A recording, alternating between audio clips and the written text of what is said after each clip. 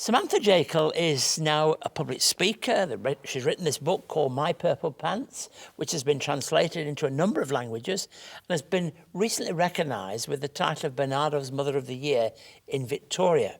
Now, by her own admission, she never imagined that this would be her story. Samantha, it's a delight to have you on the programme. Thank you for being with us. No, thank you. You're now achieving a lot through your life, but you never imagined that would be the case, did you? No. In actual fact, I think if you had have spoken to me when I was young, I wouldn't even think I would be here today. I would have thought that my life would have ended tragically at a young age. Mm-hmm. How do you describe your childhood? Chaotic, abusive. So my father was a very abusive man physically. He was a drunk, he was an alcoholic, and he was in and out of prison and psych wards. My mum was a very manipulative lady, a liar, compulsive liar. And eventually mum would turn into someone that I would become very scared of. And she would begin to sexually abuse me.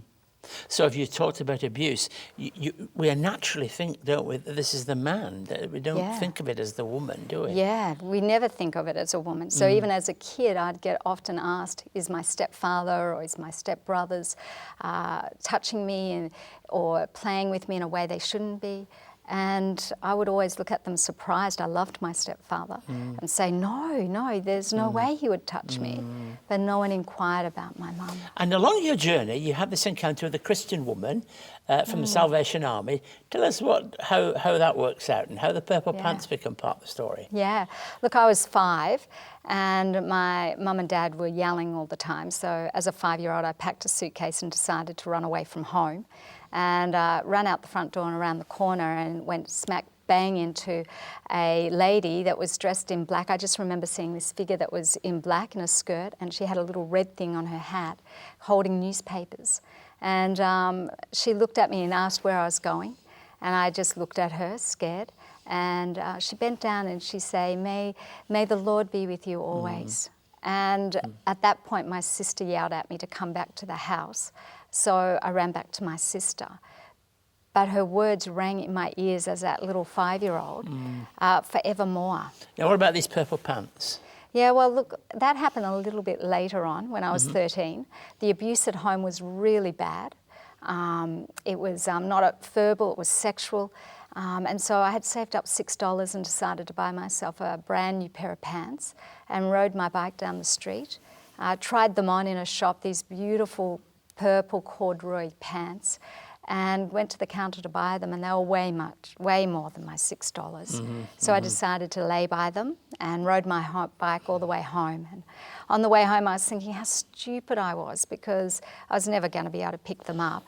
And I got home and was outside in my backyard, and my mother called to me and said that there was a bang at the door and I should answer it. So I ran to the front door and no one was in the street. There was silence in our street. Now I lived in an area that was full of domestic violence. It was always noises going on. Silence was strange. Yeah. And I looked down, there was a paper bag there and it had Samantha on it. And so I bent down and opened it, and to my surprise, it was this pair of purple pants. And so I jumped on my bike and rode all the way back down the street and asked the lady, who bought my pants for me? And she looked at me really strangely and said, you did. You came back in and bought the pants. So I'm not sure who bought the pants, but I do know that just showed me that this God loved me. And even though my life was in chaos, and even though I was in pain, there was a God that loved me so much that he would it symbolises me. that love that's shown to you. Yeah. And it changed the course of your life, and you've been involved in helping others now. Yeah, absolutely. I think one of my passions is making sure people aren't defined by the way they've been brought up or what's happened, but finding forgiveness in Christ and allowing Christ to define who you are.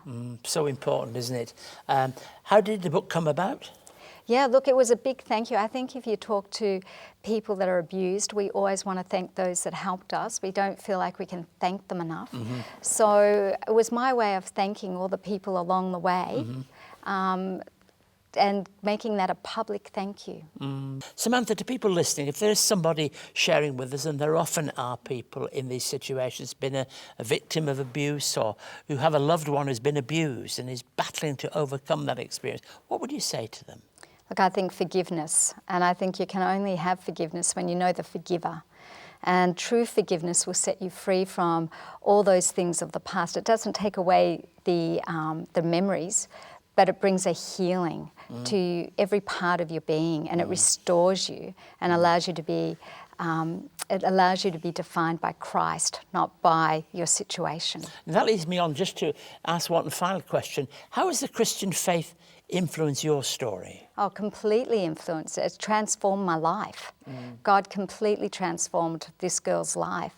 And like I said at the beginning, I didn't think I would be here. And He has completely transformed it to me being an incredibly happy woman inside, but transformed my family, my marriage, my children's lives. So, you know, it's been 100% all God.